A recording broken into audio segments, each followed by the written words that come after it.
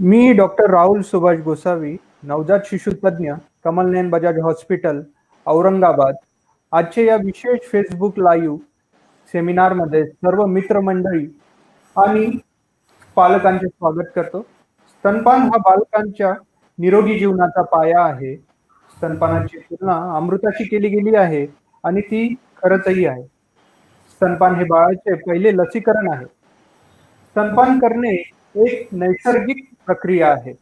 सृष्टीमधील सर्व सस्तन प्राणी आपले शिशु किंवा पिल्लांना स्तनपान करतात. ऑगस्ट महिन्याचा पहिला आठवडा जगभरात स्तनपान दिन म्हणून साजरा केला जातो. या अनुषंगाने आज आपण कमलनयन बजाज हॉस्पिटल औरंगाबाद, नवजात शिशु व बालरोग विभाग आणि औरंगाबाद अकॅडमी ऑफ पिडियाट्रिक तर्फे हा कार्यक्रम आयोजित केला आहे. आज आपल्याला मार्गदर्शन करण्यासाठी तज्ञ डॉक्टर उपस्थित आहेत. त्यामध्ये सर्वप्रथम डॉक्टर प्रेरणा देवधर, सिनियर रोग तज्ञ आहेत. डॉक्टर नमस्कार. निखिल पाठक, नवजात शिशु तज्ञ आहेत. डॉक्टर अमोल देशमुख, मनोविकार तज्ञ आणि डॉक्टर महेंद्र परिहार, बाल हृदयरोग तज्ञ आहेत. चला तर मग सुरू करूयात. या कार्यक्रमामध्ये आपण काही महत्वाचे प्रश्न स्तनपानाविषयी या तज्ञांना विचारणार आहोत आणि उत्तराची अपेक्षा करणार आहोत.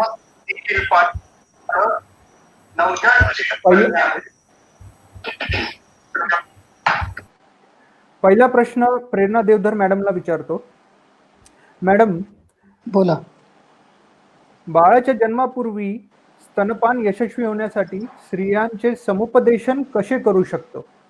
अच्छा.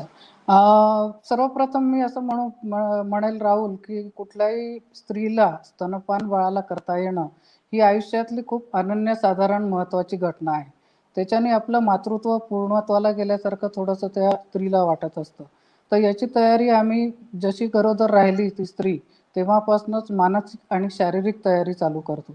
शारीरिक तयारीमध्ये आम्ही साधारण पहिल्या काही महिन्यांमध्येच स्तनांची रचना आणि स्तनाग्रांची रचना याकडे थोडंसं लक्ष देतो, की हिला नंतर प्रॉब्लेम तर येणार नाही ना, काही प्रॉब्लेम उद्भवणार तर नाही ना स्तनपान करण्यासाठी. स्तनाग्र जर आत ओढलेली असतील तर त्याला थोडासा मसाज करायला सांगतो. स्तनाग्रांची रचना साधारण खूप वेगवेगळी असू शकते प्रत्येक स्त्रीमध्ये आणि त्या हिशोबाने त्यांना आम्ही वरचेवर सल्ला देत राहतो. स्वच्छतेची पण थोडीशी हे दिली जाते, की कसं स्वच्छ ठेवायचे स्तनाग्र वगैरे. मानसिक तयारीमध्ये त्या स्त्रीला स्तनपान करण्यासाठी उद्युक्त केलं जातं. आजकालच्या जनरेशनमध्ये काय झालंय, थोडंसं एक फॅशन झाली आहे, की स्तनपान करणं न करणं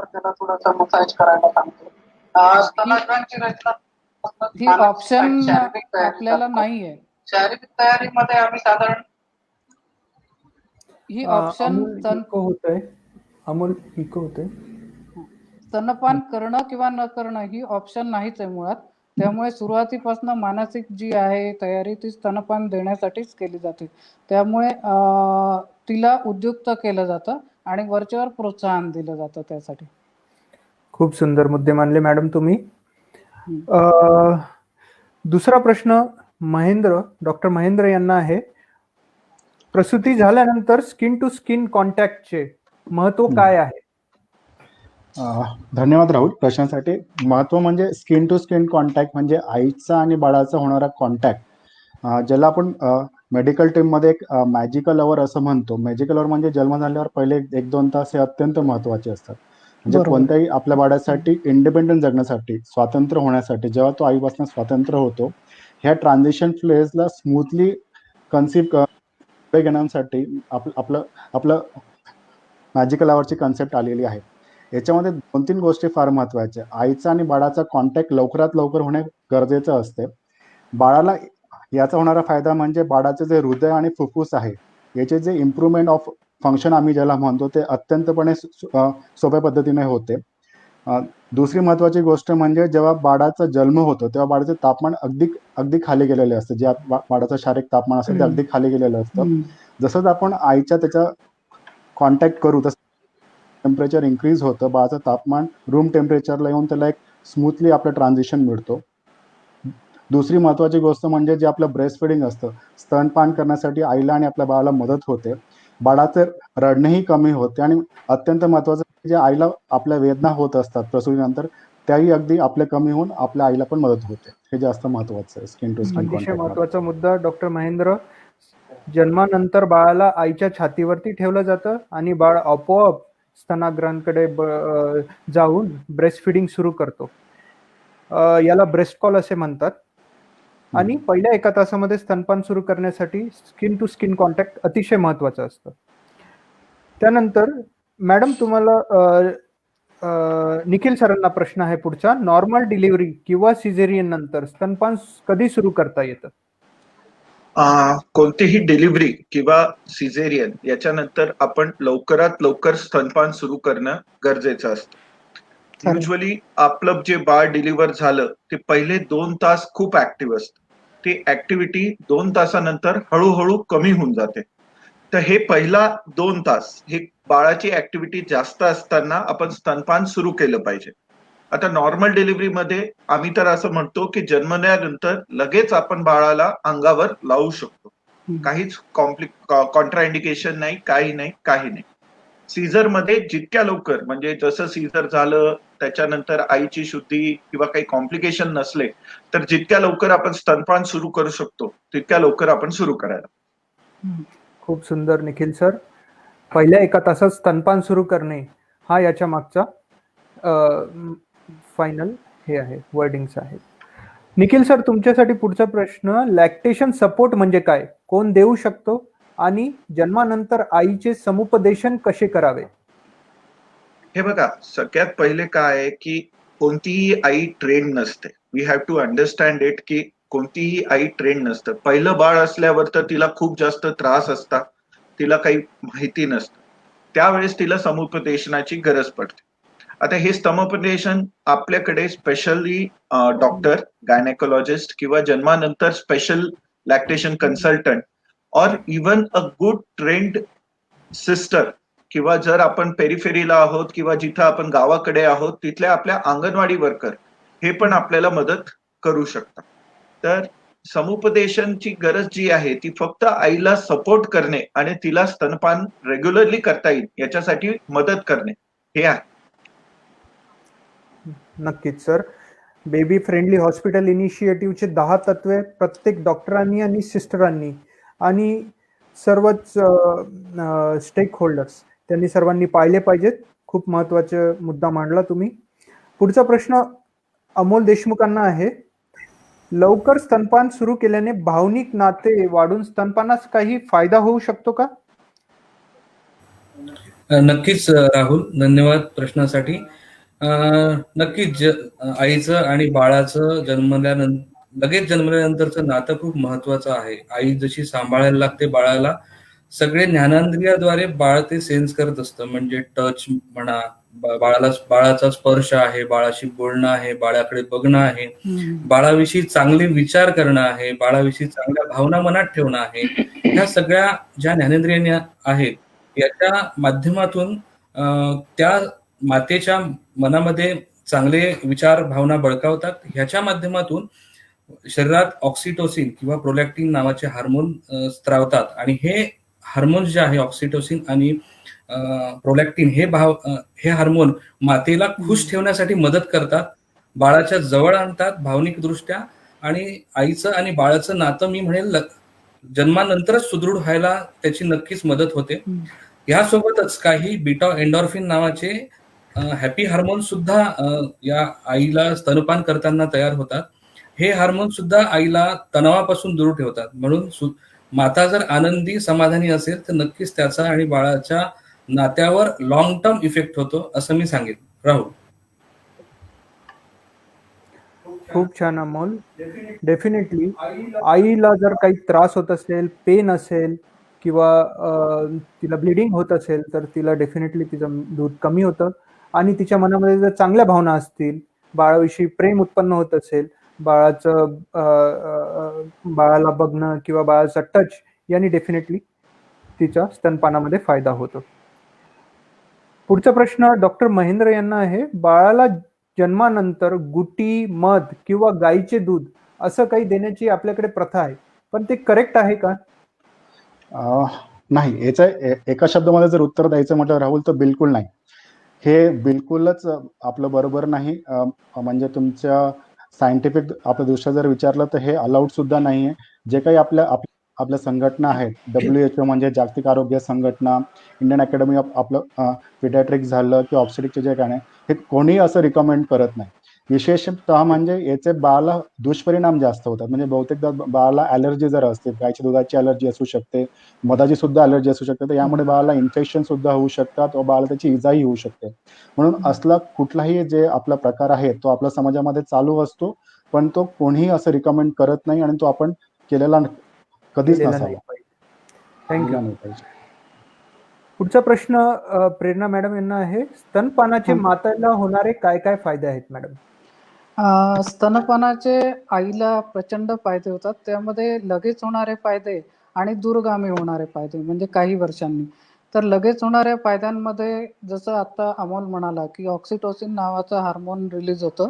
लगेच जेव्हा आपण 1 तासात स्तनपान करायला देतो बाळाला, तेव्हा ऑक्सिटोसिन शरीरामध्ये तयार होतं आणि त्याने मातेचा रक्तस्राव कमी व्हायला प्रचंड मदत होते.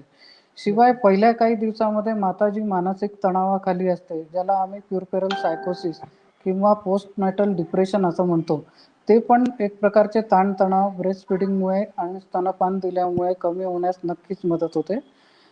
दूरगामी जर आपण विचार केला तर जे वजन वाढलेलं असतं मातेचं पूर्ण 9 महिन्यामध्ये आईचं, ते कमी होण्यासाठी जर स्तनपान दिलं तर खूप फायदा होतो. लवकर वजन कमी होतं आणि पुढे चालून गर्भपिशवीच्या तोंडाचा कॅन्सर, ज्याला कॅन्सर ऑफ सर्व्हिक्स म्हणतो आपण, जो आपल्या देशामध्ये सगळ्यात कॉमन प्रकारचा स्त्रीचा कॅन्सर आहे.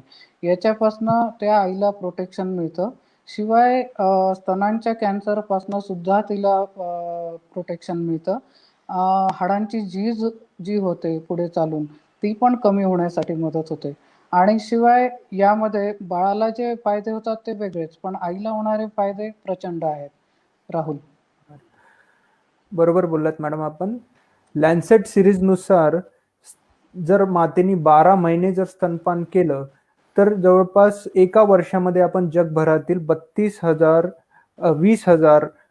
स्तनांचे कॅन्सर पासून मातेचा मृत्यू वाचवू शकतो. खरं. पुढचा प्रश्न निखिल सरांना. याच प्रश्नाला धरून स्तनपानाचे बाळाला होणारे फायदे काय काय आहेत सर? हे बघ, सगळ्यात महत्वाचं काय आहे की जे स्तनपान आहे त्याच्यामधलं जे दूध असतं, याच्यामधले जे प्रोटीन्स आणि जे अँटीबॉडीज असतात, हे बाळाच्या इम्युनिटीसाठी सगळ्यात महत्वाचे असतात. आईचं दूध हे प्रत्येक सिच्युएशनच्या अनुसार बाळासाठी चेंज होतं. जसं त्याचं वजन वाढतं तसं ते दूध वाढतं आणि बाळामधले त्याचे न्यूट्रिएंट्स बदल होतात. त्यामुळे सगळ्यात पहिला ऍडव्हान्टेज असं आहे की it is a self made thing. म्हणजे बाळासाठी काही दुसरं करायची गरज नाही. आईची बॉडी त्याच्यामधूनच जसं पाहिजे त्या हिशोबाने हे कर. दुसरी गोष्ट, पहिल्या सुरुवातीला जे चीक दूध असतं, ज्याला आम्ही आमच्या याच्यात कोलेस्ट्रॉल म्हणतो, त्याच्यामधलं जे जरी ते खूप कमी असलं, 5 ते 10 ml जरी असलं, पण त्या चीक दुधाची जी क्वांटिटी असते ही बाळासाठी खूप ऍडिक्वेट असते. त्या चीक दुधामध्ये खूप जास्त अँटीबॉडीज, प्रोटेक्टिव्ह फॅक्टर्स हे सगळे असतात. आता जर तू ओव्हर द पिरियड बघशील तर जर समजा आपण जे स्तनपान पहिले 6 महिने म्हणतो, त्याच्यामध्ये प्रत्येक वेळेस बाळाला त्या दुधाचा ऍडव्हान्टेज राहतो. म्हणजे सुरुवातीचं दूध हे बाळाचं पोट भरण्यासाठी असतं. नंतरचं दूध जे असतं ते घट्ट दूध असतं, ते बाळाचं वजन वाढवणे आणि याच्यासाठी मदत करतं. आता भरपूर वस्तू आहे. काही काही वस्तूमध्ये आता हे तर शॉर्ट टर्म ऍडव्हान्टेजेस झाले. लॉंग टर्म ऍडव्हान्टेजेस असं म्हणण्यात येतं की स्तनपान केलेल्या मुलांमध्ये ओबेसिटी म्हणजे स्थूलता ही कमी असते. अस्थमा जो आहे तो कमी असतो. बाळांची इम्युनिटी ही दुसऱ्या बाळांपेक्षा, जे वरच्या दुधाच्या बाळ आहे त्याच्यापेक्षा खूप जास्त चांगली राहते. आणि कार्डिओव्हॅस्क्युलर ऍक्सिडेंट्स हे पण कमी असतात. त्यामुळे स्तनपानाचा आत्ता नाही, शॉर्ट टर्म नाही, पण लॉंग टर्म पण खूप जास्त फायदे आहेत. बरोबर सर, खूप छान सांगितलं आपण. जागतिक आरोग्य संघटनेच्या डाटानुसार जर स्तनपान केलं गेलं नाही तर निमोनिया आणि अतिसार यामुळे मृत्यूचे प्रमाण 15% आणि 11% अनुक्रमे वाढते बाळांमध्ये. पुढचा प्रश्न अमोल देशमुख सरांना आहे. बाळाचा IQ वाढतो का? स्तनपानामुळे बाळाचा IQ किंवा मेंदूमध्ये वाढ होते का? राहुल, नक्कीच स्तनपानाचे भावनिक IQ सोबत बरेचसे फायदे आहेत, पण आपण IQ विषयी बोलूया. IQ 2 प्रकारचे आहे, ज्याला आपण इंटेलिजंट कोशंट म्हणतो, आणि दुसरा बुद्ध्यांक ज्याला म्हणतो आपण भावनिक कोशंट, ज्याला इमोशनल IQ असं म्हणतो. तर स्तनपानाने इंटेलिजंट कोशंट नक्कीच वाढतो. जगभरात ह्या विषयावर खूप स्टडीज झालेल्या आहे, आणि त्या रिसर्चमध्ये, त्या स्टडीजमधून, त्या संशोधनातून असं लक्षात आलं आहे की जर स्तनपान लवकरात लवकर सुरू केलं आणि ते कंटिन्यू ठेवलं बालरोग तज्ञांच्या सल्ल्यानुसार, तर 8 ते 10% IQ हा बाळाचा भविष्यात जास्त असतो, आणि तो विकसित होण्यासाठी स्तनपानाची मदत होते. कारण की जर मेंदूची वाढ आपण लक्षात घेतली तर पहिल्या 2 ते 5 वर्षामध्ये बाळाच्या मेंदूचा विकास हा होत असतो, आणि स्तनातून येणाऱ्या जे आपण ज्याला मिल्क किंवा दूध म्हणू, याच्यामध्ये असे काही घटक असतात ज्याला आपण आयनोट्रॉफिक फॅक्टर्स म्हणूया, DHA म्हणूया. हे फॅक्टर्स फक्त आईच्या दुधातूनच मिळतात, आणि जे मेंदूच्या वाढीसाठी अगदी पोषक असतात. म्हणून मी म्हणेल की आईचं दूध हे नक्कीच बाळाच्या बुद्ध्यांक वाढण्यासाठी मदत होते. दुसरा बुद्ध्यांकाबद्दल मी जो बोलतो आहे तो आहे इमोशनल IQ, म्हणजे ज्याला आपण भावनिक बुद्ध्यांक म्हणतो. मूल जर पहिल्याच दिवसापासून आईच्या कुशीत असेल तर मुलाला एका सुरक्षिततेची भावना निर्माण होते. आई त्याच्याशी बोलते, त्याला टच करते, त्याला कडल करण्याचा प्रयत्न करते, प्रेम करण्याचा प्रयत्न करते.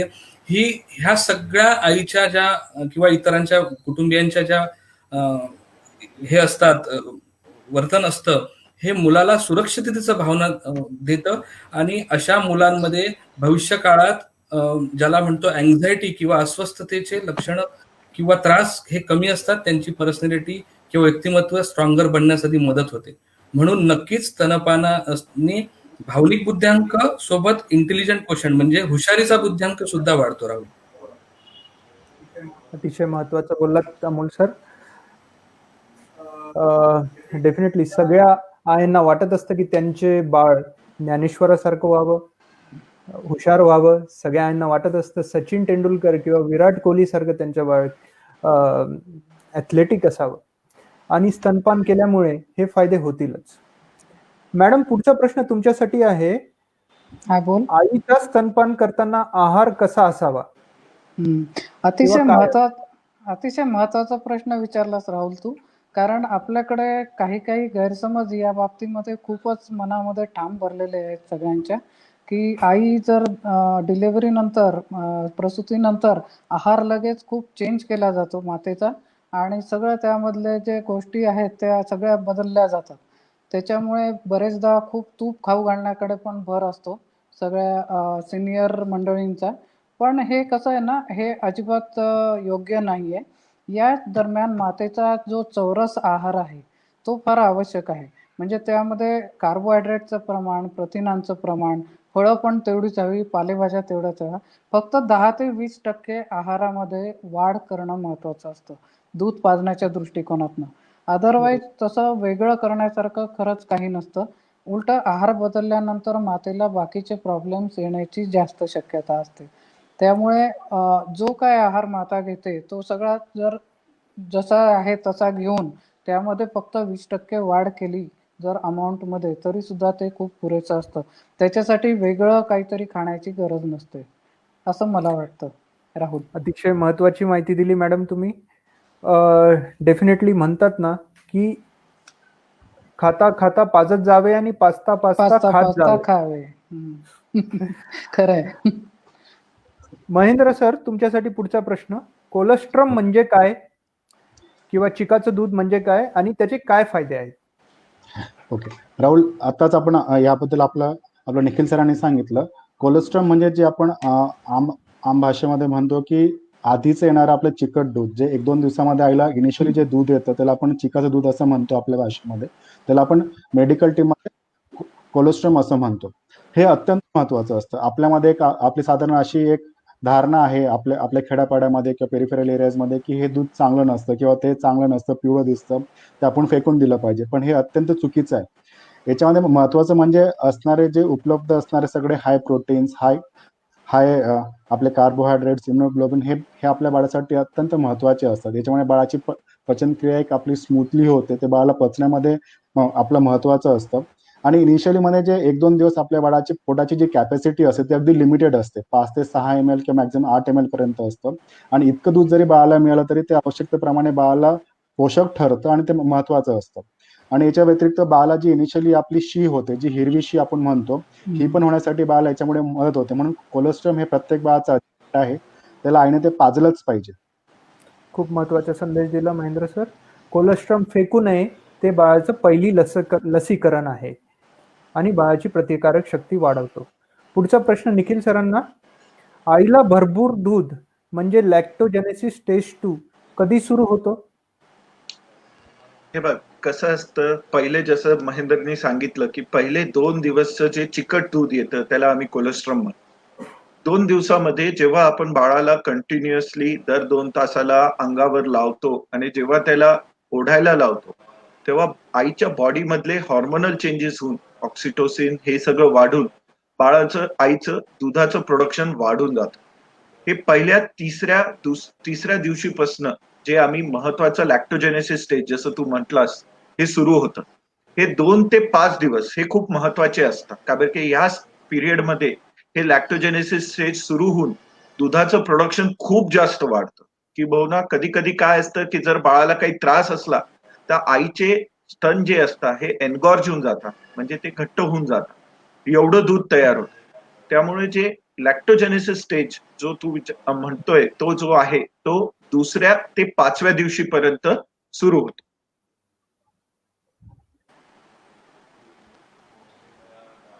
बरोबर आहे सर. खूप महत्वाची माहिती दिली मॅडम. पुढचा प्रश्न तुमच्यासाठी आहे. हा, बोल. आयुर्वेदिक औषधी गॅलेक्टोगॉक्स याचा काही उपयोग आहे का दूध वाढवण्यासाठी?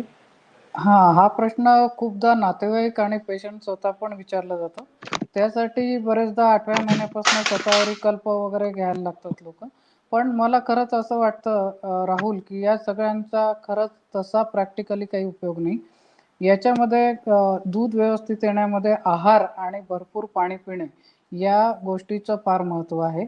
शिवाय आपण किती वेळा बाळाला पाजतो आणि रात्री आपण बाळाला पाजतो की नाही हे फार महत्त्वाची गोष्ट आहे. आजकाल काय होतं आहे की सायकोलॉजिकल प्रेशर, मानसिक प्रेशर नातेवाईकांच्या थ्रू खूप क्रिएट केलं जातं.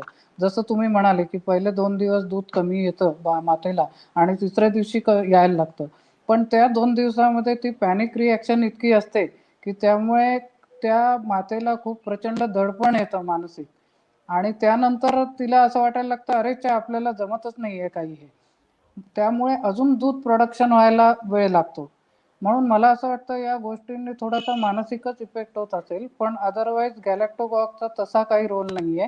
रात्री जर व्यवस्थित दूध पाजलं तर सुद्धा दूध वाढण्यासाठी अजून मदत होते.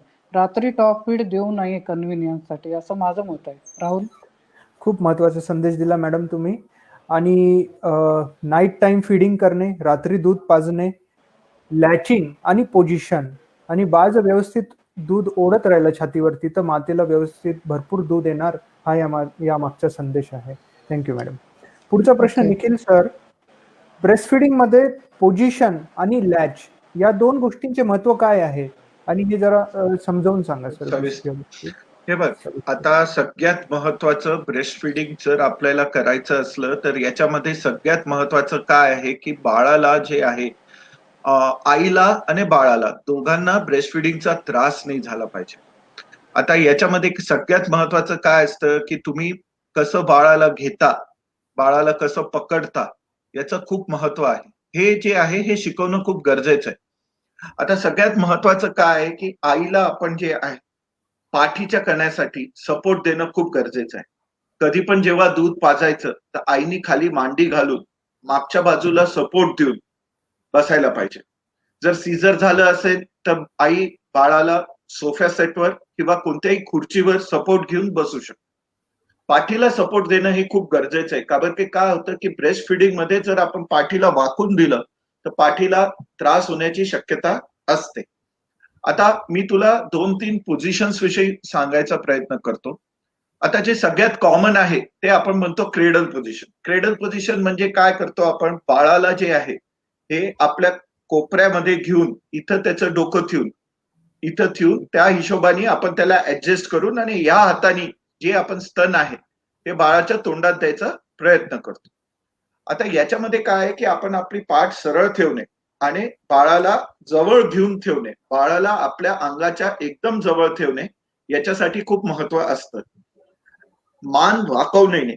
मान वाकवली तर या पोझिशन मध्ये काय होतं की तुम्ही असं असं जर व्यवस्थितपणे हे करत तर तुमच्या मानेला त्रास व्हायचा होतो. आता याच्यासाठी जी दुसरी पोझिशन आहे that is non as the anti cradle. Now the anti cradle what you do is, तुम्ही काय करता की तुमच्या बाळाचं जे डोकं आहे ते तुमच्या हातावर ठेवता. याच्याने काय होतं की बाळाला व्यवस्थितपणे आपण स्तनाला लावू शकतो. हा जो दुसरा हात मोकळा असतो याच्याने आपण काय करू शकतो की बाळाला लॅचिंग करून घेणे. म्हणजे जसं तुम्ही बाळाला जवळ घेतलं, स्वतःच्या शरीराला लावून धरलं, तर त्याच्यानंतर तुम्ही तुमच्या दुसऱ्या हाताने स्तनाला जे आहे हे बाळाच्या तोंडाच्या जवळ घेऊन जाऊन हलवल्यानंतर जेव्हा तुम्ही याला जे आहे सकिंग रिफ्लेक्स असतो बाळाला, की बाळ जसं तुम्ही स्तन जवळ घेतलं आणि त्याच्यावर जर ते घासलं की आपोआप बाळ चोखायला सुरू करतं. याला आम्ही सकिंग रिफ्लेक्स म्हणतो. हे सकिंग रिफ्लेक्स जसं झालं तसं तुम्ही बाळाला अंगाला लावायला पाहिजे. आता हे 2 सगळ्यात कॉमन आहे, पण याच्यामधले 2-3 व्हेरिएशन्स पण आहे. आता याला जे आहे, आपण जर समजा आईला सीझर झालंय आणि आईला असं घेऊन बसता जमत नाही, तर मग त्याच्यामधला तिसरी पोझिशन म्हणजे असते फुटबॉल पोझिशन. फुटबॉल पोझिशन मध्ये आपण बाळाला हातानेच पकडतो, पण एका बाजूला मागे घेऊन जाऊन बाळाला स्तनाकडे लावून, आता या पोझिशन मध्ये आई आपलं झोपून पण बाळाला दूध पाजू शकते. अजून 2 पोझिशन म्हणजे एक लाईंग डाऊन पोझिशन, म्हणजे आई झोपता झोपता बाळाला अंगावर लावून दूध पाजू शकते. आणि सगळ्यात महत्वाचं म्हणजे झोपताना सुद्धा आई झोपून आडवं होऊन एका बाजूला साईड लाईन मध्ये पण जसं आहे दूध पाजू शकते. आता हे सगळं झालं पोझिशनिंग विषय. याच्यामध्ये एक महत्वाचं आहे की we can also use a pillow, ज्याला आपण ब्रेस्ट पिलो म्हणतो. हे ब्रेस्ट पिलो वापरल्याने तुम्हाला बाळाला सपोर्ट द्यायला हे खूप महत्वाचं आहे. आता हे सगळे झाले पोझिशन्स म्हणजे बाळाला कसे धरणे. आता याच्यामधला दुसरा जो महत्वाचा भाग आहे, मुद्दा आहे, तो आहे बाळाला लॅचिंग. लॅचिंग म्हणजे बाळ जे स्तनाचं जे पुढचा भाग असतो तो कसं तोंडात घेतो. आता जेव्हा तुम्ही बाळाला व्यवस्थित घेऊन अंगाच्या जवळ घेताय तेव्हा तुम्ही लॅचिंग कडे लक्ष ठेवायला पाहिजे. लॅचिंग मध्ये काय पाहिजे, बाळाचं तोंड एकदम उघडं पाहिजे, खालच्या बाजूची जी हनवटी आहे ती खाली उघडी पाहिजे, खालच्या बाजूला खाली गेली पाहिजे. जे बाळाचा जो काळा भाग आहे, आईचा जो काळा भाग आहे स्तनाचा, तो खालच्या बाजूनी दिसायला नाही पाहिजे आणि वरच्या बाजूला थोडं ते दिसलं पाहिजे. आणि हा जो काळा भाग आहे तो पूर्णपणे बाळाच्या तोंडाच्या आत गेला पाहिजे. तर हे जेव्हा आपण करतो आणि हे लॅचिंग जर व्यवस्थित झालं तर मग आईला पण काही त्रास होत नाही, स्तनाला काही इजा होत नाही, बाळ व्यवस्थितपणे दूध पिते आणि बाळाची वाढ चांगली. याच्यामध्ये भरपूर व्हेरिएशन्स आहे, पण माझं हेच म्हणणं आहे की आपण जे काउन्सिलिंग करतो, जेव्हा आईला शिकवतो, आपल्याला सगळ्यात पहिले जे महत्वाचं बघायचं आहे की आईला ब्रेस्ट फिडिंगची भीती नाही वाटायला पाहिजे, म्हणजे स्तनपानाची काहीच भीती नाही राहिली. आईला स्तनपानाचा काही त्रास झाला नाही पाहिजे. हे सुरुवातीचे काही दिवस जर ऍडजस्टमेंट झाली की मग पुढे हे खूप सोपं असतं अँड आईसाठी खूप महत्वाचं असतं. त्यांच्यासाठी पुढे जाऊन सगळे कामं करणे, घराचे कामं करणे हे सगळे खूप सोयीस्कर होऊन जातं. त्यामुळे हे सगळं महत्वाचे. अतिशय महत्वाची माहिती दिली सर तुम्ही. बाळाची पोझिशन, आईची पोझिशन याबद्दलचे 4 पॉइंट आणि लॅचिंग किंवा स्तन बाळाच्या तोंडात देण्याबद्दलचे 4 पॉइंट हे जर जमले नाहीत तर स्तनपान यशस्वी होऊ शकत नाही. तर यासाठी स्त्रीरोग तज्ज्ञ, आपले स्त्रीरोग तज्ज्ञ किंवा पीडियाट्रिशियन किंवा नर्सेस यांच्याकडून ही पोझिशन व्यवस्थित करून घेणे खूप महत्वाचे असते. पुढचा प्रश्न डॉक्टर महेंद्र यांना आहे. बाळाला झोपून दूध पाजू शकते का आई? राहुल, याबद्दल आत्ताच आपल्या निखिल सरांनी पण थोड्याबद्दल सांगितलंय. झोपून पाजणं ही ऍक्च्युली आयडियल पोझिशन नाही. जी आपली रिकमेंडेड पोझिशन जे सरांनी सांगितलं, क्रेडल किंवा आपलं रिव्हर्स क्रेडल, हे आयडियल पोझिशन आहे. पण खूपदा असं होतं आपल्याकडे की आपल्या आईला आराम करायचा असतो, रात्री तिला आपलं झोपायचं असतं. मग अशा वेळेस झोपणी आई पाजू शकते, पण यामध्ये पोझिशन ही फार म्हणजे बाळाचं कम्फर्ट आणि आईचं कम्फर्ट हे महत्वाचं असतं. बाळाला पाजताना बाळाची हनवटी किंवा चेहरा थोडा हाईटला असला पाहिजे. नाहीतर काय होतं, खूपदा झोपताना ते दूध आपल्या बाळाच्या नाकात जातं किंवा घशामध्ये जातं. त्याच्यामुळे बाळाला ऍस्पिरेशन किंवा आपलं ऍस्पिरेशन निमोनिया आम्ही ज्याला म्हणतो ते होण्याची शक्यता जास्त असते. त्यामुळे आपलं झोपून पाजणं इज अलाउड, ते आपण मान्य करू शकतो, पण त्याच्यामध्ये प्रिकॉशन्स हे फार महत्वाचे असतात. प्रिकॉशन घेणं आणि आवश्यक आहे. हा, हे आवश्यक असतात. आणि आईचा कम्फर्ट, त्याबद्दल बाळाचं एक कम्फर्ट. नाही तर खूपदा असं होतं की आईचं वजन आपल्या बाळावर पडतं, बाळाचे गुदमरण्याचे आपले चान्सेस जास्त असतात. त्याच्यामुळे बाळाकडे लक्ष ठेवणं आणि आय टू आय कॉन्टॅक्ट ठेवणं अशा वेळेस आपलं गरजेचं असतं. हे जर आपण आपलं करू शकत असाल तर आपण झोप आपलं पाजून अलाउड असतं. पुढचा प्रश्न डॉक्टर अमोल देशमुख सरांना आहे. पोस्टपार्टम ब्ल्यू किंवा डिलिव्हरी नंतर जे डिप्रेशन येतं आईंना, ते काय असतं आणि स्तनपानामुळे यामध्ये काही फरक पडू शकतो का? राहुल, नक्कीच. डिलिव्हरी नंतर किंवा प्रसूतीनंतर मानसिक समस्यांचं प्रमाण जरा आजकालच्या ह्या धकाधकीच्या जगात थोडंसं वाढलं आहे. त्या 3 प्रकारच्या समस्या प्रसूतीनंतर येऊ शकतात, ज्यांना आपण पोस्टपार्टम ब्ल्यूज म्हणतो. दुसरं आहे पोस्टपार्टम डिप्रेशन आणि तिसरं आहे पोस्टपार्टम सायकोसिस. पोस्टपार्टम ब्ल्यू ह्या क्षणिक वेळासाठी असतात, ज्यामध्ये मातेला थोड्या काळासाठी किंवा 2 ते 4 दिवसांसाठी अस्वस्थता, बेचैनी किंवा झोपेच्या समस्या किंवा थोडीशी चिडचिड असे प्रकारचे लक्षणं येऊ शकतात. पण ही सेल्फ लिमिटिंग म्हणजे स्वतःच बरी होणारी कंडिशन आहे. हळूहळू ही कंडिशन ऑटोमॅटिक बरी होते. त्यामुळे मातांनी किंवा कुटुंबियांनी फार काळजी घेण्याची गरज नसते, फक्त लक्ष ठेवणं गरजेचं असतं.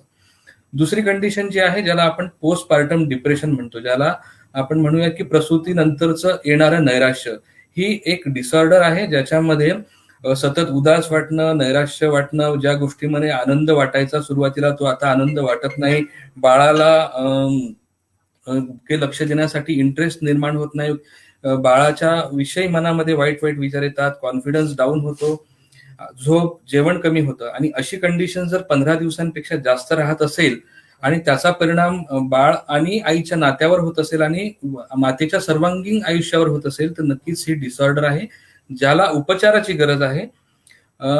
तिसरी कंडिशन आहे, ज्याला आपण पोस्टपार्टम सायकोसिस आहे म्हणतो, ज्याला आपण अति तीव्र मानसिक समस्या म्हणूया, ज्याच्यामध्ये बाळाविषयी संशय येणं किंवा आपला कोणी मारतं आहे असं वाटणं, कानामध्ये विचित्र आवाज येणं, वागणूक विचित्र होणं, झोप, जेवण, सगळ्या गोष्टी विस्कळीत होणं. तर ह्या 3 प्रकारच्या कंडिशन्स येऊ शकतात. नंतरच्या 2 कंडिशन म्हणजे पोस्टपार्टम डिप्रेशन आणि पोस्टपार्टम सायकोसिसला मानसोपचार तज्ञांचा मदत घेऊन उपचार घेण्याची गरज असते. कारण की उपचार घेतल्यानंतर नक्कीच बाळ आणि आई लवकर जवळ येऊ शकतात. स्तनपान सुरळीत सुरू होण्यासाठी हे ट्रीट करणं किंवा याच्या निराकरण करणं खूप गरजेचं आहे.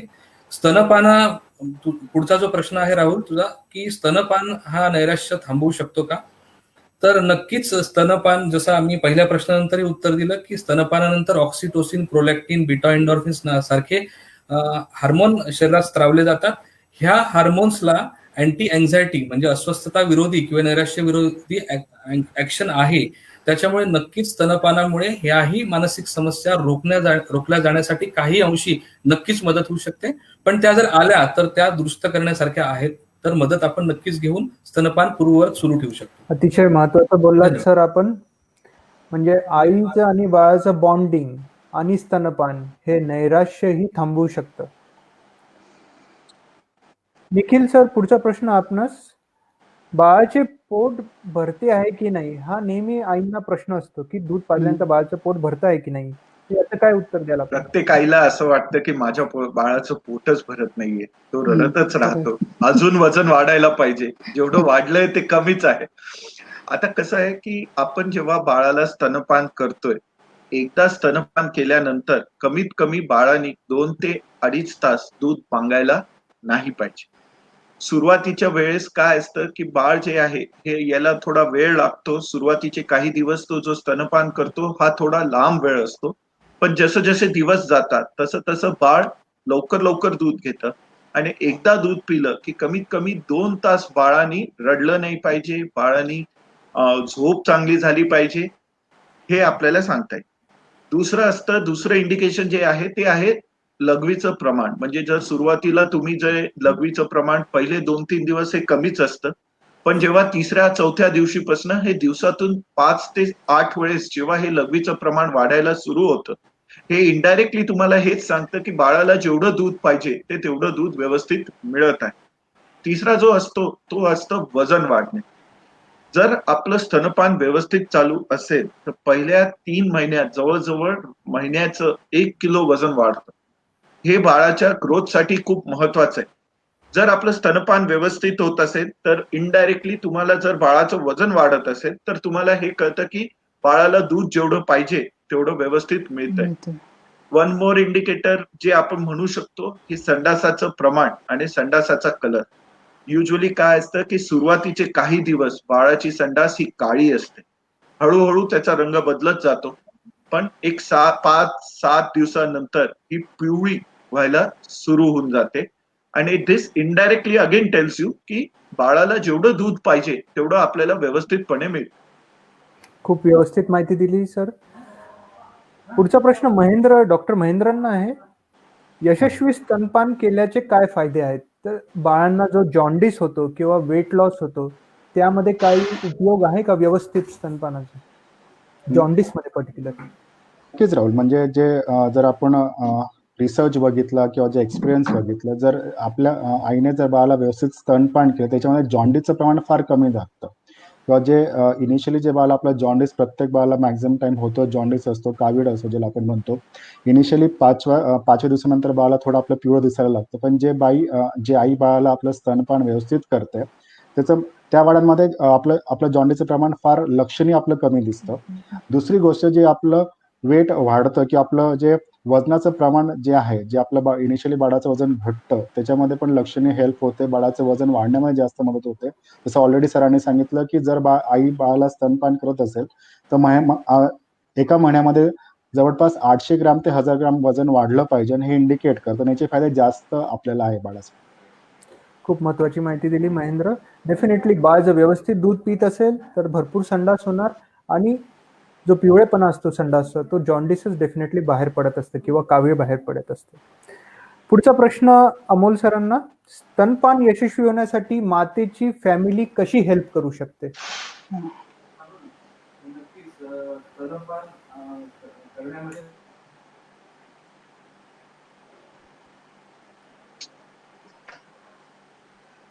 आणि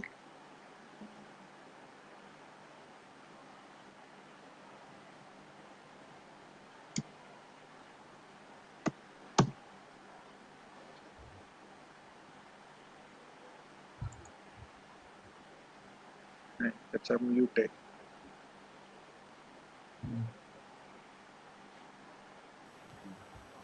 हा, नक्कीच राहुल, तुझा हा प्रश्न खूप महत्वाचा आहे. फॅमिलीचा रोल खूप या गोष्टीमध्ये महत्वाचा आहे, कारण की बाळ आणि आई यांची जबाबदारी ही कुटुंबाची आहे. जी आपली कल्चरल पद्धत आहे की जिथे नवऱ्याला सांगितलं जातं की तुझा काही जास्त रोल नाही आहे ह्या गोष्टीमध्ये, तू 5-6 महिने दूरच राहिलेलं बरं. पण मला असं वाटतं की हजबंडलाही म्हणजे किंवा पुरुषांना किंवा नवऱ्यालाही स्तनपानाच्या प्रक्रियेमध्ये इन्व्हॉल्व्ह करणं गरजेचं आहे. याचं कारण असं आहे की सध्याच्या ह्या धकाधकीच्या जीवनामध्ये किंवा ज्या कुटुंब पद्धती सध्या बदलत आहे, न्यूक्लिअर फॅमिलीजचं प्रमाण वाढत चाललंय, जिथे फक्त नवरा बायकोच सोबत राहतात, दुसरं कोणीच मदतीला नाहीये.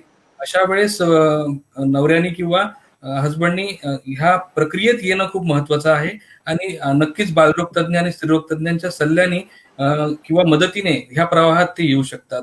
असा आधार नक्कीच हजबंड देऊ शकतो. जिथे जॉईंट कुटुंब आहे तिथे इतर मंडळी याच्यामध्ये सहभागी होऊ शकतात. त्या स्त्रीचं जे इतर कामं आहे काही सुरुवातीच्या काळामध्ये, जसं म्हणूया आपण घरकाम असेल किंवा स्वयंपाक असेल किंवा अजून घरात बरेच कामं असतात, हे जर विभागल्या गेले किंवा ह्याच्यासाठी कोणी व्यक्ती नेमल्या गेले जर होत असेल, तर नक्कीच त्या स्त्रीवरचा तो ताण कमी होतो आणि तिचं पूर्ण वेळ लक्ष हे बाळाकडे राहील आणि तिच्या मनात बाळाविषयी चांगले विचार येतील, बाळाला जास्त वेळ तिला देता येईल. हा पण एक महत्वाचा मुद्दा आहे. तिची झोप व्यवस्थित होणं खूप गरजेचं आहे. रात्रीच्या वेळेस बाळ खूप वेळा उठतं सुरुवातीच्या काळामध्ये. अशा वेळेस घरातली मंडळी जर मदतीला असतील तर तिची पुरेशी झोप झाल्याने सुद्धा स्तनपानामध्ये त्याचे फायदे आपल्याला दिसू शकतात. आणि एकंदरीत अशा काळामध्ये घरामध्ये नवीन बाळ आल्यावर बरेचसे कलह पण निर्माण होतात, ऍडजस्टमेंटला बरेचसे इश्यूज असतात, बऱ्याचशा घडामोडी घरामध्ये होत असतात. तर अशा काळामध्ये घरातले कलह बाजूला ठेवून त्या आईला आणि बाळाच्या तणाव नियमनासाठी कुटुंबाला काय मदत करता येईल हे नक्कीच करायला पाहिजे. म्हणून ही जबाबदारी पूर्ण कुटुंबाची असेल तर नक्कीच त्याचा फायदा त्या सुदृढ बालकासाठी होऊ शकतो किंवा बालक सुदृढ होण्यासाठी होऊ शकतो. राहुल. खरं बोललात अमोल सर. स्तनपान हा निरोगी जीवनाचा पाया आहे आणि पर्टिक्युलरली आजीबाईंनी मातेला स्तनपान करण्यासाठी मोटिवेट केलं पाहिजे, जेणेकरून की बाळ सुदृढ राहील. पुढचा प्रश्न निखिल सरांसाठी आहे.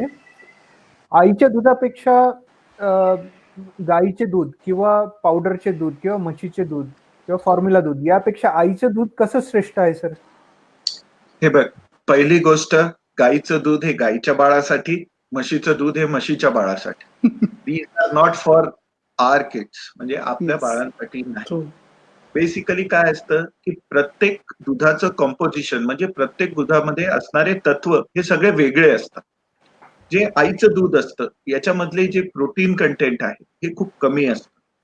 आता हे प्रोटीन कंटेंट कमी असलं तर आपल्याला काय वाटतं, प्रोटीन तर कमी आहे, आपण जास्त प्रोटीनचं का दूध देत नाही. पण आपल्याला हे पण समजणं गरजेचं आहे की बाळांच्या आतड्या, बाळांच्या किडन्या हे जे आहे हे तेवढं प्रोटीन सहन करू शकत नाही. जर प्रोटीन कंटेंट वाईज बघितलं तर आपल्या आईच्या दुधापेक्षा गाईच्या दुधामध्ये जास्त प्रोटीन असतं, त्याच्यापेक्षा जास्त म्हशीच्या दुधामध्ये प्रोटीन असतं. हे प्रोटीन घेतल्यानंतर त्याचा जो ताण येतो हा किडनीवर येण्याची खूप जास्त शक्यता असते. आता काही लोकांचं तत्व असं आहे की आम्ही काय केलं, आईच्या दुधात हे 100 वस्तू आहे, आम्ही हे 100 वस्तू जमा केल्या आणि आता दुधाचा डब्बा बनव. हा दुधाचा डब्बा चांगला आहे का? नाही. काही जे नॅचरल वस्तू जे आईच्या दुधामध्ये असतात हे कधीही आर्टिफिशियली होऊ शकत नाही. अँटीबॉडीज, बाळाची इम्युनोग्लोबुलिन्स, बाळासाठी जे बाळाच्या मेंदूची वाढ करण्यासाठी जे हे द्रव्य असतात हे सगळे आईच्या दुधामध्ये जास्त असतात. ते कधीही आर्टिफिशियली आपण काही जरी झालं तरी आपण ते डब्याच्या दुधात करू शकत नाही. आणि ते बघतो आता एक जस्ट डब्याच्या दुधाचा दुसरा एक प्रॉब्लेम असा आहे की स्वच्छता. प्रत्येक वेळेस ते जे तुम्ही जे वापरता वाटी, चमचे हे सगळे व्यवस्थित साफ केले गेले पाहिजे. नाही तर बाळांमध्ये सर्दी, बाळांमध्ये संडास हे सगळे त्रास जास्त राहतात. बाळाला जे आहे सगळ्यात आधी काय होतं, डब्याचं दूध सुरू झाला की डायरेक्ट बॉटल सुरू होऊन जात. त्याचे स्वतःचे एक दुष्परिणाम असतात.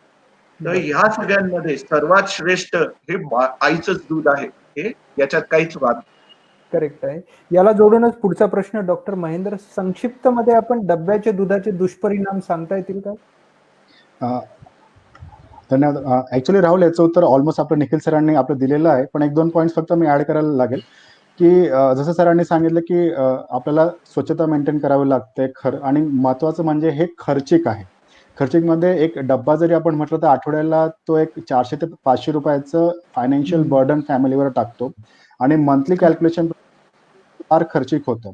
याच्या विरुद्ध जर आपण आईचं दूध बघितलं तर इझिली अवेलेबल असतं आणि ते खर्चिक नाहीये. तुम्हाला फक्त आईला थोडं आपलं मोटिवेशन द्यायचं असतं, आईला आपलं मोटिवेट करायचं असतं, तिला सपोर्ट करायचं असतं. त्या ताणापासून जर ती व्यवस्थित राहिली तर ती आपलं स्तनपान करू शकते.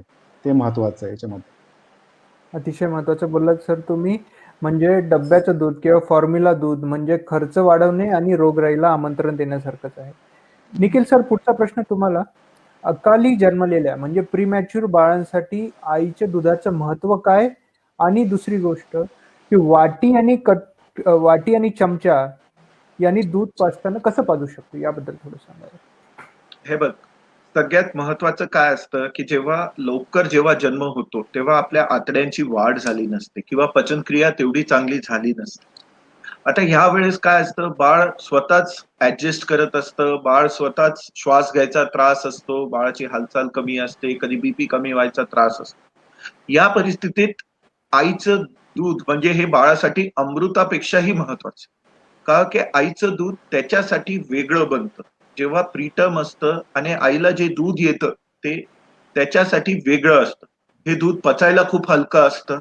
याच्यामध्ये प्रोटीन्स, अँटीबॉडीज हे नॉर्मल दुधापेक्षा जास्त असतात.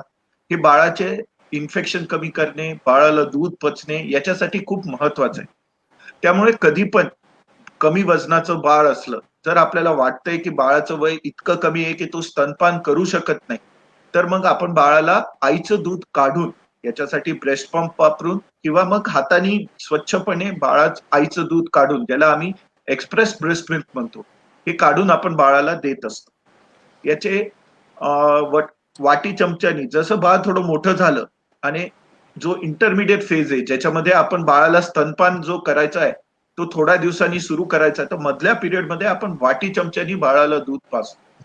याच्यासाठी छोटा चमचा घेणे, वाटीची स्वच्छता ठेवणे, बाळाला जे दूध आहे ते त्याच्या तोंडामध्ये टाकणे, ते बाजूनी सरकू नये याच्याकडे लक्ष ठेवणे.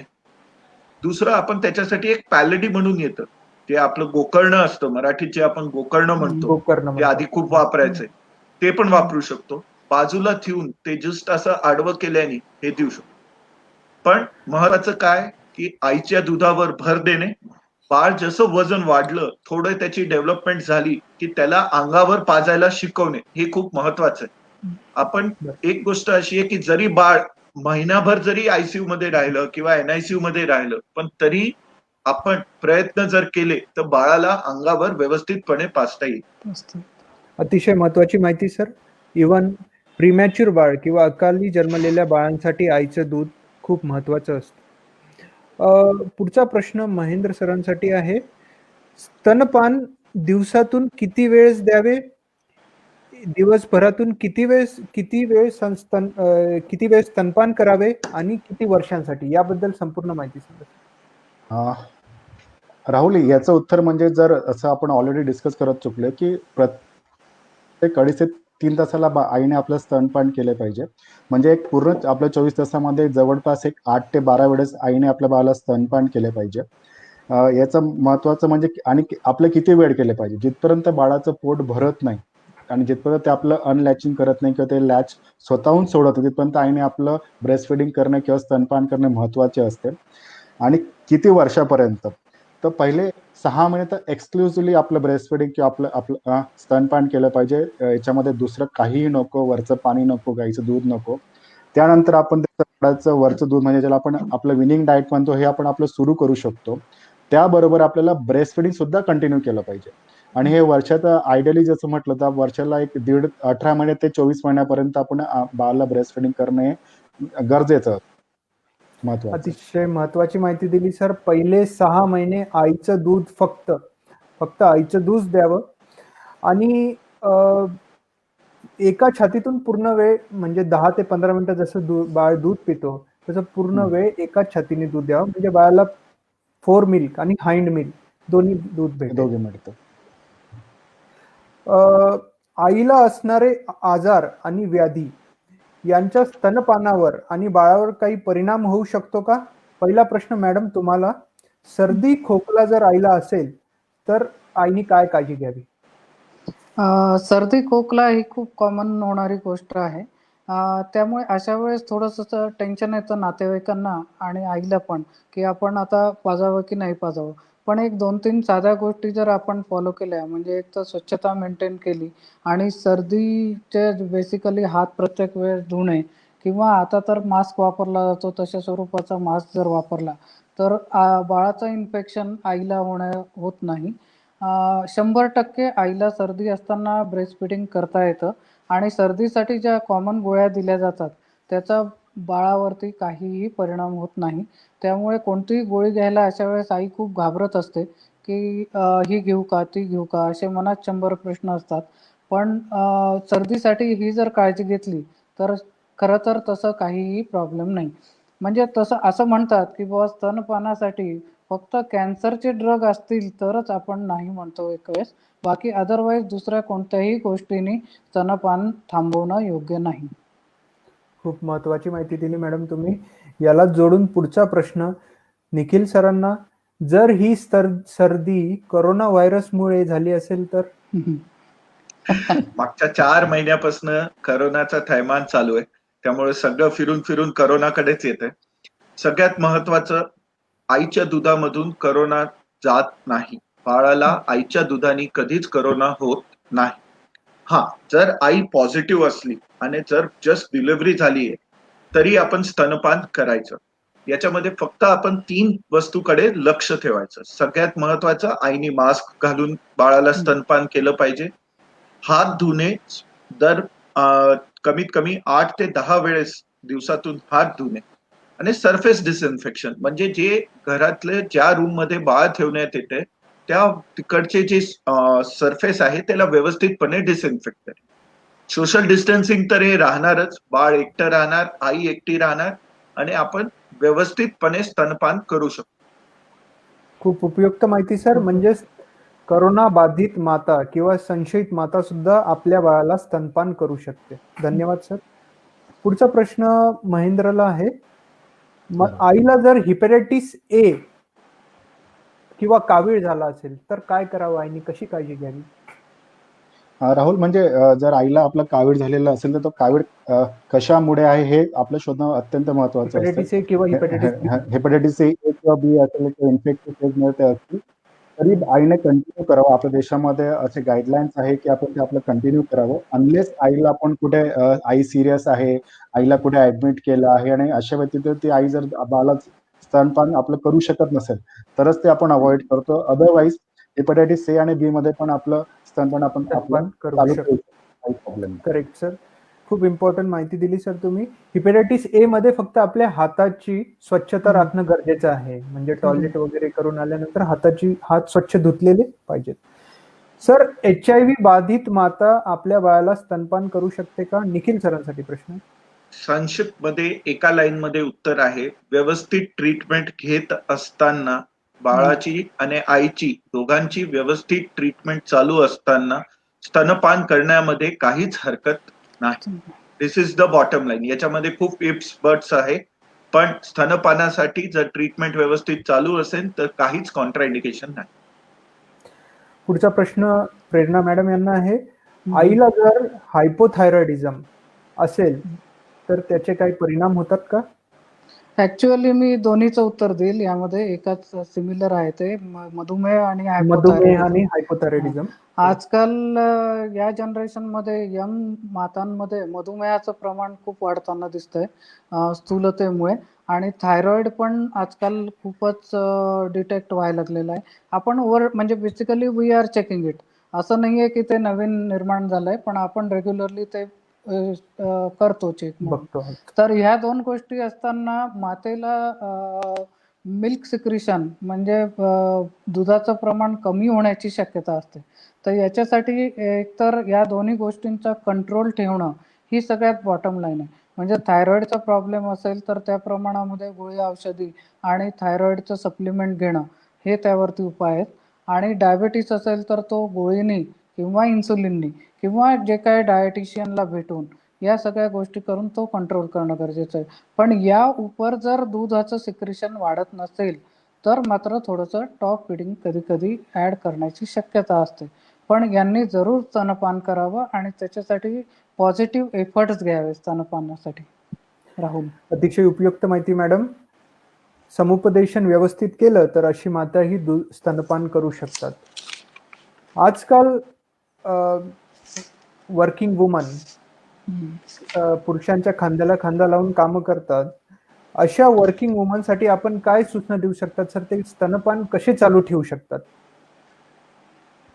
पहिला प्रश्न, दूध एक्सप्रेस केल्यानंतर आपण बाहेर किंवा फ्रीज मध्ये किती वेळ ठेवू शकतो? आणि दुसरा प्रश्न की त्यांना आपण स्तनपान चालू ठेवण्यासाठी कसं मोटिवेट करू शकतो?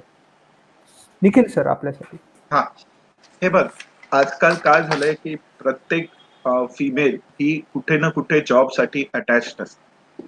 काही जागेवर बाळांसाठी त्यांना मॅटर्निटी लिव्ह मिळते, पण एकदा मॅटर्निटी लिव्ह संपल्यावर त्यांना त्यांचा जॉब कंटिन्यू करणं गरजेचं असतं. आता या परिस्थितीत आपण काय म्हणतो, की तुम्ही काय करा, की सकाळी जाण्याआधी बाळाला दूध पाजा आणि जेवढा पिरियड तुम्ही नाही, तेवढ्या पिरियडसाठी तुम्ही एक्सप्रेस मिल्क म्हणजे तुम्ही काढलेलं दूध हे काढून ठेवू शकता. आता हे काढलेलं जे दूध असतं, हे नॉर्मल टेम्परेचर म्हणजे जस्ट आपण बाहेर टेबलावर ठेवून हे कमीत कमी 8 तासापर्यंत व्यवस्थित राहतं, काही इन्फेक्शन होत नाही. जर समजा याच्यामध्ये दुसरा जो असतो की नाईट फीडिंग वाढवणे, म्हणजे तुम्ही दिवसभर जे आहे ते एक्सप्रेस मिल्क मिळा, एकदा तुम्ही घरी आले की तुम्ही नाईट फीडिंग वाढवा, म्हणजे रात्रीचं दूध जास्त द्या. जर समजा तुम्ही दूध काढलेलं आहे आणि तो थोडा जास्त काढलेला आहे, तर तुम्ही फ्रीज मध्ये ठेवू शकता. ते 24 तासापर्यंत फ्रीज मध्ये एकदम चांगल्यापैकी राहतं. आता याच्यासाठी काय आहे की जरी तुम्ही जॉबला गेले असाल तरी तुम्ही तिथं तुमच्या एक फीडिंग कंपार्टमेंट मध्ये जाऊन तुमचं तुमचं दूध काढून ते तिकडे लोकली पण ठेवू शकता, म्हणजे तिकडच्या ऑफिसच्या फ्रीज मध्ये पण ठेवू शकता, जे तुम्ही घरी येऊन बाळाला देऊ शकता किंवा दुसऱ्या दिवशी देऊ शकता. तर असं हे आहे की जरी आई कामाला जरी जात असली तरी स्तनपान हे चालू ठेवता येऊ शकतं आणि आईचंच दूध हे आपण जर व्यवस्थितपणे केलं तर 24 तास पूर्णपणे पुरेल तेवढं येऊ शकतं. अतिशय उपयुक्त माहिती दिली सर. बऱ्याच साऱ्या वर्किंग वुमन्स हा जो कार्यक्रम पाहतील किंवा पाहत आहेत सध्या, त्यांच्यासाठी समाधानकारक उत्तर दिलं आपण. पुढचा प्रश्न डॉक्टर महेंद्र यांना. ब्रेस्ट फिडिंग पॅराडॉक्स म्हणजे काय? राहुल, ही अत्यंत महत्वाची कन्सेप्ट आहे. जसं आपल्याकडे आधी आपल्या आजी वगैरे म्हणतात की आमचं बाळ गुटगुटीत दिसलं पाहिजे, लठ्ठ दिसलं पाहिजे. पण जे रिसर्च आहे किंवा जे एक्सपिरियन्स आहे आपल्या लोकांमध्ये किंवा पिडियाट्रिशियन्स मध्ये, की जे बाळ एक्सक्लुझिव्हली आपलं ब्रेस्ट फीड केलेलं असतं ते ऍक्च्युली लठ्ठ दिसत नाही. त्याला आपण संतुलित आपलं त्यांचं वजन असतं ते गुटगुटीत दिसत नाही. पण याच्या व्यतिरिक्त जे आपलं पॅराडॉक्स, त्यांची जी इम्युनिटी आहे ते अत्यंत आपली पॉवरफुल असते. त्यांच्यामध्ये रोगप्रतिकार शक्ती अत्यंत चांगली असते. त्याच्यामध्ये त्यांना इन्फेक्शनचं प्रमाण, ॲलर्जीचं प्रमाण, अस्थमा, डायबिटीस याचं प्रमाण आपलं फार कमी असतं. म्हणजे असं होतं की ब्रेस्ट फिडिंग करूनही आम्ही बाळाला स्वस्थ बनवतो, आम्ही हेल्दी बनवतोय, पण आम्ही त्यांना लठ्ठ बनवत नाही. हा एक आपला पॅराडॉक्स आहे आणि त्यालाच आपण ब्रेस्ट फिडिंग पॅराडॉक्स असं म्हणतो इन शॉर्ट. बऱ्याच साऱ्या स्तनपान करणाऱ्या मातांना हे टेन्शन असतं की माझ्या बाजूच्या बाईचं बाळ एकदम लठ्ठ झालेलं आहे फॉर्म्युला दूध पिऊन आणि माझं बाळ छातीचं दूध पिऊन, असं वाटतं. याचं उत्तर छान दिलं सर तुम्ही. ओके. पुढचा प्रश्न निखिल सरांना आणि महेंद्र सरांना आहे. स्तनपान करताना आईच्या स्तनांना काही इजा होऊ शकते का आणि त्याचे उपाय काय? तर पहिला प्रश्न, क्रॅक निपल बद्दल काही सांगता येईल का निखिल सर? हे बघ, हे खूप कॉमन इश्यू आहे. इथं काय होतं, क्रॅक निपल झाल्यामुळे बाळाला आईला त्रास व्हायला सुरू होतो. सगळ्यात it's a very common condition. याच्यासाठी फक्त काय करणं, थोडं दूध काढून ते त्या जागेवर लावणे.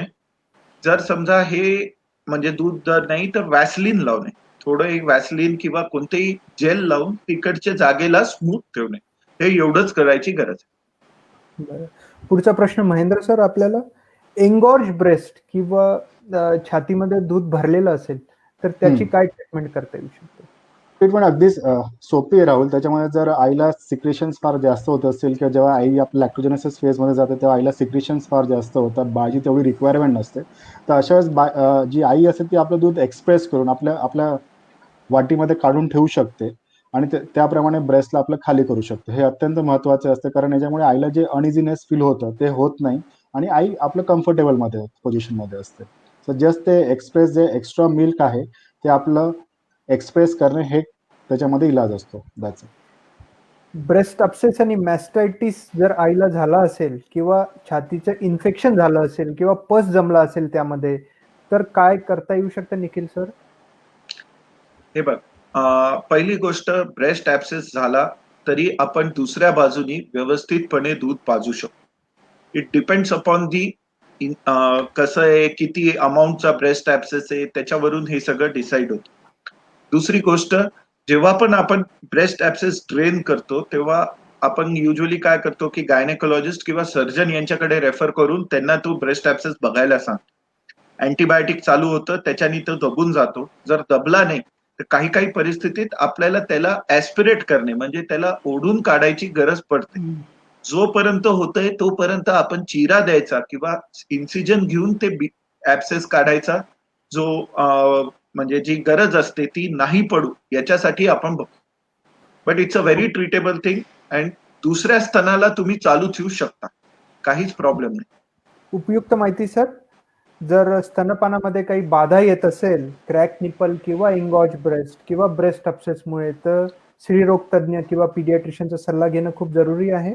खूप महत्वाचा मुद्दा मांडला सर आपण. पुढचा प्रश्न अमोल देशमुख सरांसाठी आहे. सार्वजनिक ठिकाणी स्तनपान करता येण्याबद्दल आणि त्यासाठी सामाजिक मानसिकता कशी बदलता येईल?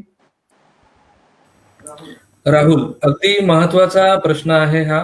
ह्या बाबतीत मी ह्या विषयाला 3 भागात मोडेल की मातेचे स्वतःबद्दलचे असलेले अविवेकी दृष्टिकोन, दुसरे समाजाचे असलेले अविवेकी दृष्टिकोन, आणि तिसरे म्हणजे पॉलिसी मेकर जे आहे त्यांचे असलेले अविवेकी दृष्टिकोन. ह्या 3 बाबतीत मी बोलेन. पहिलं म्हणजे मातेचे स्वतःबद्दल आणि बाळाबद्दल जे अविवेकी दृष्टिकोन असतात की मी पब्लिक ठिकाणी कसं पाजू किंवा बाळाला दूध कसं देऊ, लोक काय म्हणतील, काय वाटेल. मला वाटतं हे अविवेकी दृष्टिकोन बाजूला ठेवणं गरजेचं आहे. कारण की सुरुवातीच्या काळामध्ये बाळासाठी फक्त 2च गोष्टी महत्वाच्या असतात. एक म्हणजे त्याची भूक आणि दुसरी म्हणजे सुरक्षिततेची भावना. त्याची भूक पूर्ण होणं गरजेचं आहे. मग तुम्ही कुठल्याही ठिकाणी असा, मग तुम्ही पब्लिक ठिकाणी स्पेसमध्ये असाल तरी सुद्धा. दुसरं, समाजाचा अविवेकी दृष्टिकोन पण लक्षात घेणं, समाजाला बदलणं गरजेचं आहे. कारण की अशा स्त्रियांना जागा देणं, त्यांना वेगळा ठिकाण देणं बाळाला स्तनपान करण्यासाठी महत्वाचं आहे. त्यांच्याकडे हे करत असताना लैंगिकदृष्ट्या पाहणं सुद्धा चुकीचं आहे. उलट त्यांच्याकडे रोखून न पाहता अशा स्त्रियांकडे सकारात्मक दृष्टिकोन ठेवून त्यांना ह्या गोष्टींसाठी प्रोत्साहित करणं गरजेचं आहे. प्रोत्साहित केल्यामुळे त्या बाळाची भूक आईच्या माध्यमातून शांत होईल आणि अशा स्त्रियांना आपण पब्लिक ठिकाणी स्तनपान करण्यासाठी प्रोत्साहित करू शकतो आणि हे एक एक्झाम्पल राहील. तिसरी गोष्ट सांगेल की आता सध्या बरेचशा स्त्रिया ह्या वर्किंग आहेत, त्यांना ऑफिसला जावं लागतं, कोणी कुठे ऑफिसमध्ये काम करतं, कोणी डॉक्टर आहे, कोणी टीचर आहे. अशा ठिकाणी बाळाला पण बरेच वेळा घेऊन जावं लागतं, असंही होतं. म्हणून मॉल्स, ऑफिसेस, सिनेमाघर किंवा एअरपोर्ट किंवा बस स्टँड, रेल्वे स्टेशन अशी जी पब्लिक ठिकाणं आहेत, अशा ठिकाणी आपल्याला धूम्रपानासाठी वेगळी जागा असते, ज्याची काही गरज नाही खरं पाहिलं तर. पण अशा स्त्रियांसाठी वेगळी जागा असणं आणि जिथे त्यांना सुरक्षित वाटावं अशा जागा पॉलिसी मेकर्सनी किंवा त्या ठिकाणच्या पब्लिक स्पेसच्या मालकांनी तयार करणं गरजेचं आहे, जेणेकरून त्या मातेला सुरक्षित वाटेल. आणि मला वाटतं की असे सुदृढ बालक याच्या पुढे येतील आणि जे आपल्या देशाला पुढे घेऊन जातील. राहुल, थँक्यू अमोल. खूप सुंदरपणे मांडलं आपण या प्रश्नाचं उत्तर. पुढचा प्रश्न महेंद्र डॉक्टरांना आहे. महेंद्र सर, हंगर क्यूज किंवा बाळाला भूक लागला आहे हे आईने कसं ओळखावं? राहुल, हे अत्यंत महत्वाचं असतं. कारण प्रत्येक आईला वाटतं की आमचं बाळ रडत नाही तर मी त्याला आपलं फिडिंग करत नाही, मी त्याला स्तनपान देत नाही. पण बाळाचे आणि आपल्या बाळाकडे सांगण्यासाठी असं काही नसतं. तर ते क्लूज ओळखणं हे अत्यंत गरजेचं असतं. पहिली महत्वाची गोष्ट, जेव्हा बाळाला दूध पाजून किंवा आपलं स्तनपान करून 2.5-3 तास झाले असेल तर आईने स्वतःहून त्याला आपलं ब्रेस्ट फिडिंग करावं. दुसरी गोष्ट, जेव्हा बाळ उठतं तेव्हा त्याच्या हालचालीवर आपलं लक्ष ठेवणं आपलं गरजेचं असतं. त्याच्यामध्ये बाळ कधी कधी अंगठा चोखतो, कधी त्याच्या होठावर हात फिरवतो किंवा आईला शोधतं. तर हे जे आपले सटल क्यूज असतात हे आईला ओळखणं आपले गरजेचे असतं. त्याप्रमाणे आईला ब्रेस्ट फिडिंग करणं आपलं गरजेचं असतं. तर हे सगळ्या गोष्टी लक्ष ठेवून आईमध्ये आणि आपल्या बाळामध्ये बॉन्डिंग होणे, हे जे क्यूज असतात ते आईला ओळखायला शिकलं पाहिजे. आईने या सगळ्या गोष्टी बघून बाळाला दूध पाजायला घेतलं पाहिजे. पुढचा प्रश्न आणि शेवटचा प्रश्न आपल्या या फेसबुक लाईव्हचा डॉक्टर निखिल सरांसाठी. सर, पोस्टपार्टम लिव्ह किंवा मॅटर्निटी लिव्ह बद्दल थोडं सांगावं.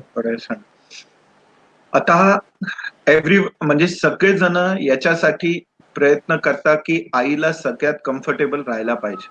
इवन आपल्या मेडिकल सिस्टम म्हणजे मेडिको लिगल सिस्टमनी सुद्धा 2017 मध्ये मॅटर्निटी लीव्ह साठी एक लॉ बनवलेला आहे. या लॉ अनुसार आईला बाळाच्या जन्माच्या आधी 6 आठवडे आणि जन्मानंतर 26 आठवड्यापर्यंत पेड लीव्ह, जी बेसिक जे त्यांचं प्रेग्नन्सीच्या वेळेस जे लीव्ह पेमेंट असेल त्याच्याबरोबर पेड लीव्ह हे कमीत कमी 26 आठवडे म्हणजे जवळजवळ 6 महिन्यापर्यंत चालू ठेवणं हे कंपल्सरी आहे. दुसरी गोष्ट, जरी हे 6 महिन्यानंतर जर आईला वाटतंय की मला अजूनही पुढे लीव्हची गरज आहे, तर एक्सटेन्शन ऑफ लीव्ह म्हणजे जी रजा आहे ती वाढवून घेण्याचा पण मुभा आहे. याच्यामध्ये आपण जर आईला वाटत असलं तर ती वर्क फ्रॉम होम म्हणजे घरी बसून जर काम करता येत असेल तर तो ऑप्शन पण आई घेऊ शकते. वर्किंग प्लेसमध्ये प्रत्येक ऑफिस जिथं 50 एम्प्लॉईजच्या वर असतील त्यांनी आईसाठी फीडिंग रूम किंवा ब्रेस्ट एक्सप्रेशन रूम याच्यासाठी एक वेगळी रूम देणं गरजेचं आहे. Breast milk expression room. आणि दिवसाच्या 8 तासाच्या ड्युटीमध्ये कमीत कमी 4 ते 5 ब्रेक हे आईला दूध काढण्यासाठी आणि आराम करण्यासाठी हे देण्यात यावे. हे लॉ मध्ये आहे. म्हणजे हे आता कायदा आहे की हे सगळं आई मागू शकते त्यांच्या कंपनीला आणि त्याचं उल्लंघन झाल्याने ती कंपनीला जबाबदार ठरवू शकते. खूप महत्वाची माहिती दिली सर तुम्ही. सगळ्या वर्किंग वुमन्सला मॅटर्निटी लीव्ह बद्दल माहिती असणं खूप गरजेचं आहे, जेणेकरून की ते त्याचा फायदा घेऊ शकतात. स्तनपान हा जसं आपण मागच्या 1 तासापासून बोलत आहोत खूप महत्वाचा विषय आहे आणि बाळाच्या आरोग्यासाठी सर्वात महत्वाची गोष्ट आहे. जर स्तनपान व्यवस्थित होत राहिलं, पहिल्या 6 महिन्यात जगभरातल्या सगळ्या बाळांना जर स्तनपान दिलं गेलं तर जवळपास 8 लाख बाळांचा मृत्यू वाचू शकतो आणि जवळपास 20,000 आयांचा मृत्यू स्तनांचा कॅन्सर पासून वाचू शकतो. चला तर मग मला शेवटी मी तज्ञांना विनंती करेल की 1 किंवा 2 वाक्यामध्ये काही इम्पॉर्टंट मेसेज जर मातांना देऊ शकलात स्तनपानाबद्दल तर द्यावा. मी प्रेरणा देवधर मॅडम पासून सुरुवात करेल. मॅडम, एका वाक्यात सांगायचं झालं तर मी म्हणेन जन्मानंतर बाळास जरूर द्या स्तनपान. हाच तर खरा आहे मातृत्वाचा सन्मान. धन्यवाद मॅडम, खूप सुंदर. डॉक्टर निखिल सर, तुम्हाला काही बोलायचं? मी एक मेसेज देऊ इच्छितो. पहिले 1000 दिवस म्हणजे पोटातले 9 महिने आणि जन्म झाल्यानंतरचे 2 वर्ष हे बाळाला आईचं दूध देणं खूप गरजेचं आहे. त्याच्यानी बाळाची मेंदूची वाढ खूप चांगली होते. तर सगळं मिळून 1000 दिवस, पहिले 1000 दिवस हे बाळासाठी खूप महत्वाचे. मनोविकार तज्ञ डॉक्टर अमोल देशमुख सर, आपल्याला काही सांगायचं आहे का?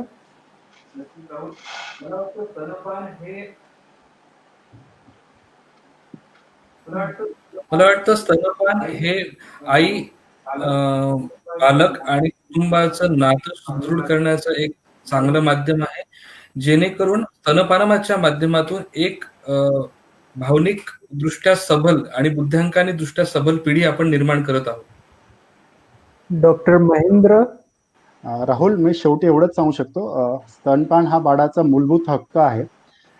यापेक्षा आपला प्रामाणिक समाज, देश, कुटुंब आणि आईसोबत वडिलांची ही एक आपली प्रामाणिक जबाबदारी आपलं बनणं गरजेचं आहे.